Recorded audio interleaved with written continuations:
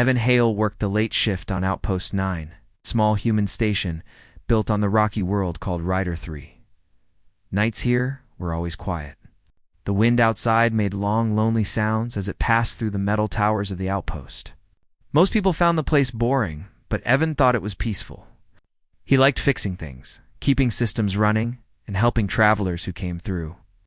That night, after finishing a repair job on a broken solar plate, he walked into the dining area to heat his meal. His legs felt heavy from work, but he smiled when he saw the warm food pack sitting on the table. He had been thinking about it for the last hour. Food was never fancy on Outpost 9, but tonight's meal was one of his favorites. He touched the container to activate the heater, but before he could sit down, a soft sound came from the storage room behind him. It was faint. It's like something brushing metal. Evan paused. The outpost was usually silent at this time. Everyone else was asleep. Machines didn't normally make that kind of sound unless something was wrong. He listened again and heard another soft scrape. Not loud, but quick and nervous. He sighed and rubbed his forehead. Probably another panel loose, or maybe a desert creature had slipped inside. The outpost sometimes attracted small animals from the rocky plains, and they loved warm places. He took a small handlight from the wall and walked toward the sound quietly. He didn't expect trouble, but he stayed alert. The door slid open with a gentle hiss, and cool air drifted out. The storage room was dim and filled with rows of food and supply crates. He lifted the light, aiming it around slowly. At first, he didn't see anything. Then, a tiny shape moved behind a stack of metal containers. Evan froze. Someone was there. He stepped closer, its light steady in his hand. "Hello?" he said softly. "Someone in here?" No answer, only a fast breath, like someone trying not to be heard. Evan moved slowly around the crates. His light caught something that made him blink in shock. It wasn't a creature. It wasn't another human. It was a girl. A small alien girl with pale, silvery skin and thin arms, curled up in the corner. Her large eyes reflected his light, and she looked terrified. She clutched something close to her chest, one of his food packs. For a moment, both of them just stared at each other. Evan didn't move any closer. He didn't want to scare her more. Her chest rose and fell quickly. Her delicate fingers tightened around the food pack like she expected him to take it away. Evan softened his voice. "Hey, it's okay. I'm not going to hurt you." The girl didn't answer. Her breathing stayed fast, and her eyes darted around the room like she was searching for a way to escape. She looked tired, no, more than tired. She looked exhausted, like she hadn't rested in days.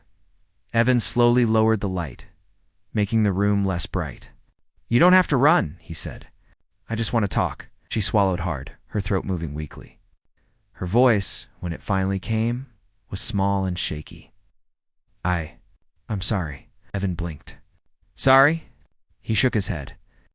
"For what?" "You're not in trouble." She stared at him, confused. "I took food." He looked at the pack she held. "You can keep it," he said gently. "But tell me, why did you need to steal it?" Her eyes filled with fear again, and she looked down. Her shoulders trembled. Evan realized then that she wasn't just hungry. She was scared of him. Scared of being caught. Scared of what might happen next. He crouched slowly, keeping a respectful distance. "My name is Evan," he said calmly. "I work here. You can tell me your name?" For a long moment she didn't speak. Then she whispered, "Rhea." Evan nodded lightly. "Rhea, that's a nice name." His voice stayed soft, careful not to rush her. "Are you alone? How did you get here?"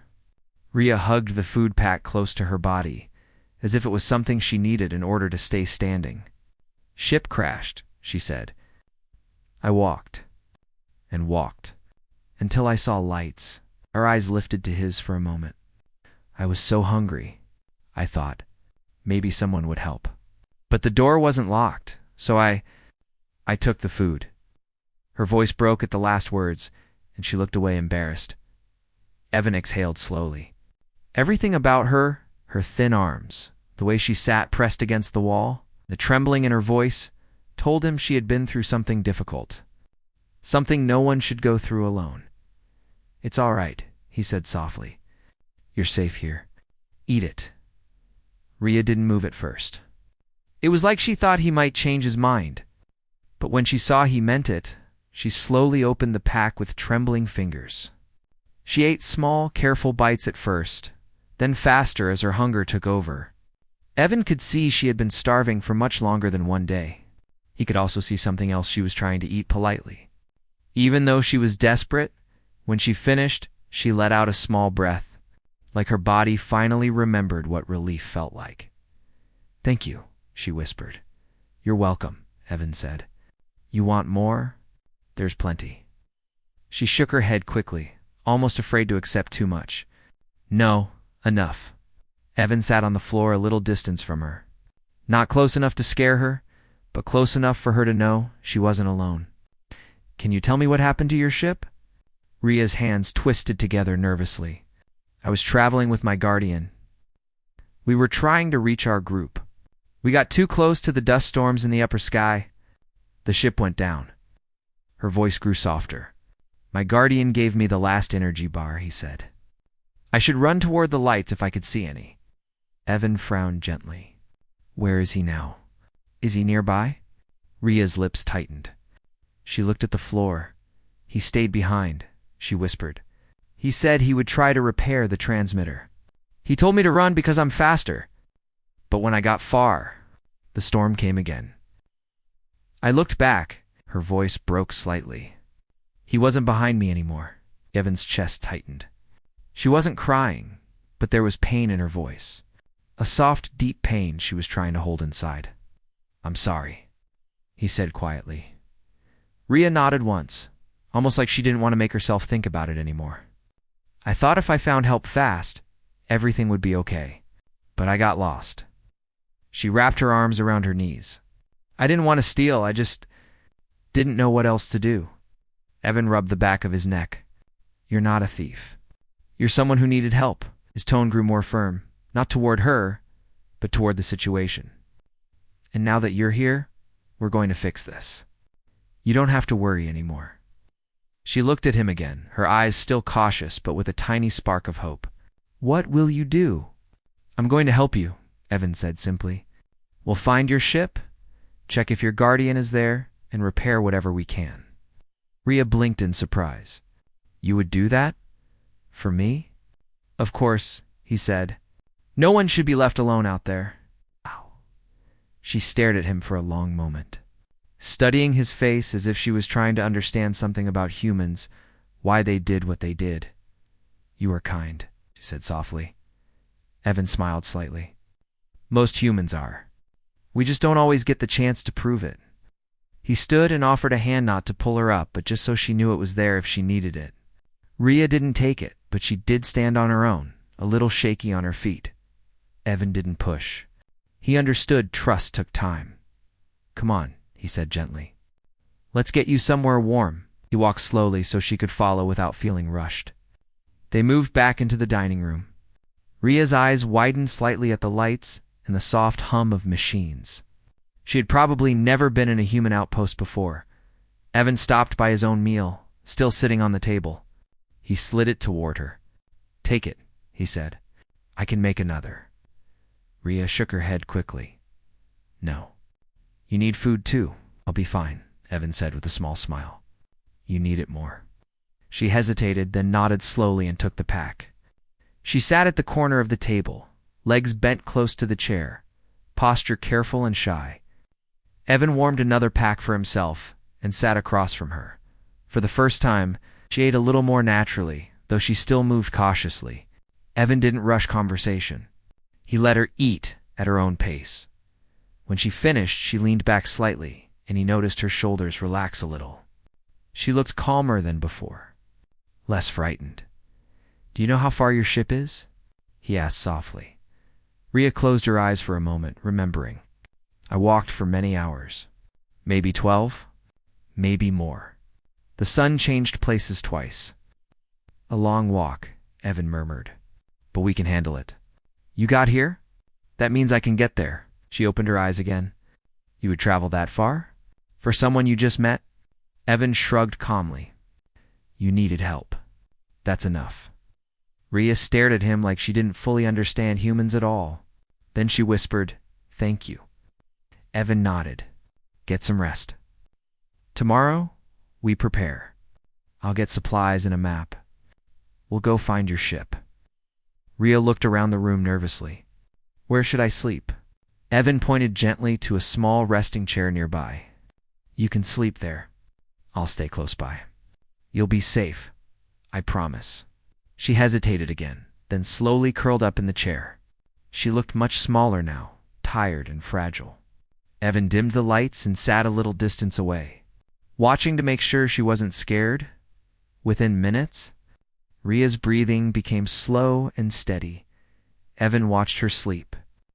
Thinking quietly, she had walked across a barren world alone, starving, scared, and still holding on to hope. He felt a deep respect for her courage, and a deeper determination to help her. Tomorrow, they would go back into the desert. Tomorrow, he would find her ship. Tomorrow, he would make sure she wasn't alone anymore. But tonight, she finally rested in safety. The next morning, the sun rose slowly over the rocky plains of Rider 3, painting the sand in soft gold. Evan Hale woke early, even earlier than usual. He checked the warm air vents, filled 2 water canisters, and packed a small repair kit. He added a signal booster, a simple scanner, and some spare energy cells. This wasn't a normal trip. He wanted to be ready for anything. Rhea was still asleep in the chair when he returned to the dining area, curled tightly like someone trying to protect what little strength she had left. She stirred when Evan stepped inside. Her silver eyes opened slowly, and she blinked at the light. "You okay?"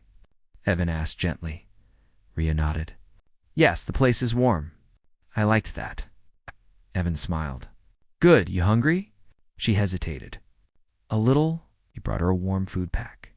She ate slowly today, not with desperation like before. Her body looked a little stronger already, and her voice no longer trembled when she spoke. But Evan could still see tiredness under her eyes. "Do you think we can find the ship?" she asked softly. "We can," Evan said with calm confidence. "You walked here. That means the ship isn't impossible to reach, and I know how to follow tracks." "Tracks?" she asked. "Footprints. Signs of movement. Broken rocks. Anything that shows where someone passed through." Rhea thought about that, then nodded. "I remember some tall rocks, and a place where the ground had many cracks." "That helps," Evan said. "We'll find it." When she finished eating, they gathered supplies and stepped outside. The air was cool, the wind quiet. Rhea looked at the open land with a mix of worry and determination. "Stay close," Evan said. "We go easy. No rush." She nodded again. Their journey began with slow steps across the rough terrain. The ground was dry and sometimes uneven. Rhea walked lightly, her feet barely making sound. Evan noticed that she walked with care, like she was used to moving quietly in nature. After an hour, Rhea pointed toward a small hill in the distance. "I came from there. I remember the shape." Evan adjusted his pack. "Then that's where we're going." They walked silently for a while. The world around them was empty, but the sky was wide and clear. Evan kept scanning the ground for signs. Rhea walked beside him, sometimes touching her fingers to small stones as if checking something familiar in the shapes. "You walked all this alone?" Evan asked after a long stretch. "Yes," she said softly. "I thought I would not make it." "But you did," Evan said. "That takes strength." Rhea looked at him carefully. "I didn't feel strong. I only felt scared." "Being scared and still moving forward," Evan said. "That's real strength." Rhea looked away shyly, but didn't argue as they moved further. Evan saw a faint line of footprints half covered by sand. They were small, not human. He crouched down and studied them. "These yours?" he asked, pointing. Rhea stepped closer and nodded softly. "Yes, I think so. I was running there. The wind was strong that time." "Good," Evan said. "That means we're going the right way." They followed the faint line of footprints until they reached an area where the ground became broken and cracked. Rhea paused, looking around with a deep breath. I remember this, she said. I stepped between the cracks. Evan checked the scanner, too. It beeped faintly, picking up weak energy traces far ahead. Your ship might still have a power source running. That's good. We can use that signal. They continued walking. The sun climbed higher, warming the land. Rhea drank from her water canister in small sips. Evan watched her carefully to make sure she didn't tire too fast. After another long walk, they reached a ridge. Rhea slowed down, staring beyond it. Evan followed her gaze. Down below, half buried in broken stones, was a small silver ship. Parts of it were dented. The rear engine was torn open. Sand covered half the wing, and the communication tower was snapped in two. That's it, Rhea whispered. Evan felt relief wash over him. They had found it. But as he looked closer, he noticed something else. Scavenger drones. Small machines shaped like metal bugs moved slowly around the crash, pulling loose parts, scanning for usable pieces. Rhea's breath caught. They will take everything. Not if we move fast, Evan said. Stay behind me. He walked down the slope calmly, but firmly. When a drone approached, Evan tapped a command on his scanner. The drone paused, its lights blinking. Evan entered a shutdown code he had learned during training. The drone switched off and fell still. Evan moved from one drone to another. Most of them accepted his shutdown code. A few tried to move away, but he stepped in front and blocked them until they powered down. Rhea watched from a short distance, her eyes wide. You know how to control them? Humans made some of them, Evan replied, and the others use similar systems. You get used to the patterns. When the area was safe, Evan stepped toward the ship's entrance. The door was stuck halfway open. He pressed his shoulder against it and pushed hard. It scraped loudly, but opened enough for them to enter. Inside, the air was dusty and the lights were flickering. Rhea walked in slowly, her eyes scanning the interior. There were small metal seats, a control console, and a broken transmitter. She moved toward a small empty seat near the back. Her fingers touched the edge gently, like she was remembering something important. This is where I sat, she murmured. Evan looked around. Your guardian where was he? Rhea pointed toward the front console. There, he tried to send a signal. She walked slowly to that spot and knelt beside the console. He told me to run when the storm was coming, he said. He would follow soon. Her voice grew quiet. Evan didn't rush her. He let her speak when she was ready. I wanted to stay, but he said I must go, because I am small and fast. He said he would fix the transmitter and then come find me. I waited outside at first, but the storm was too strong. So I ran. She placed a hand on the floor. Maybe he left after me. Maybe he went another way. Evan's chest tightened. He scanned the area for any signs. There were no footprints inside the ship. No tools moved recently. The dust layer was too undisturbed. He didn't want to say anything that would hurt her. So instead, he gently placed a hand near the console and spoke softly. We will check the area. Maybe he went around the ridge. Maybe he tried to find shelter. Rhea nodded quietly and they stepped outside again. Evan checked around the ship. He found a few broken wires, some cracked glass, but no footprints leading away. The storm must have erased them. Rhea stood beside him silently, reading his expression. You think he is gone? Evan didn't look away. I think he knew the storm was coming. Maybe he tried to fix things until the last moment. He spoke carefully. He wanted you safe. That was his choice. His hope. Rhea's eyes softened in sadness, but she didn't cry. She simply stood there, hands clasped, breathing slowly. After a while, she whispered, He always said humans are good with machines. He said they fix things fast. Evan smiled slightly. Then let's prove him right, she nodded. Evan opened his repair kit and went to work. He removed broken panels, replaced small power cells, and connected the booster he brought. Rhea watched closely, handing him tools whenever he asked. Hours passed under the warm sun. Evan worked through sweat and tired arms, but he didn't stop. Finally, he connected the last wire to the beacon. The small device flickered. Then it lit up in steady blue. Rhea gasped. It works? Evan wiped his forehead. Yes. Now we send a message. Short but strong, he activated the beacon. A loud hum filled the air, and a pulse shot into the sky. Rhea's eyes filled with new hope. They will hear it? They will, Evan said firmly. Your people will know this signal. They waited. The wind blew softly, carrying sand in small swirls. Rhea stood close to Evan, not touching him, but staying within reach. For the first time, she didn't look scared of the open world. Then, after several minutes, Evan's scanner beeped loudly. Rhea turned quickly.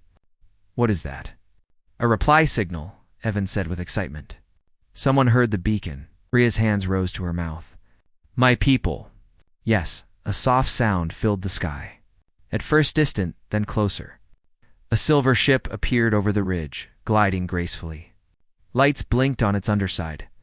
Rhea stepped forward, eyes shining. That is them. The ship landed gently near the wrecked vessel. 3 figures stepped out, tall, calm.